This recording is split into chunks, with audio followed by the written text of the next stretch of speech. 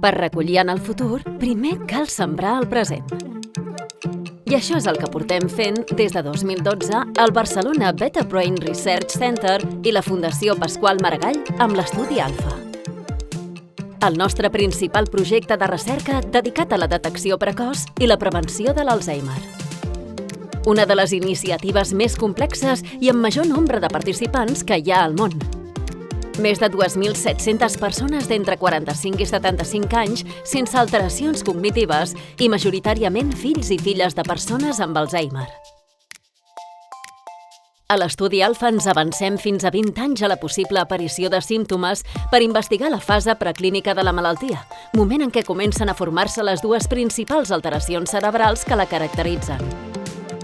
A nivell grupal, s'ha demostrat que tenir aquestes alteracions augmenta el risc de desenvolupar la malaltia, però no determina que s'acabin produint pèrdues de memòria o altres símptomes. A l'Estudi Alfa hem realitzat diferents proves als participants per trobar aquests i altres canvis en el cervell i la cognició que puguin incrementar el risc de tenir Alzheimer.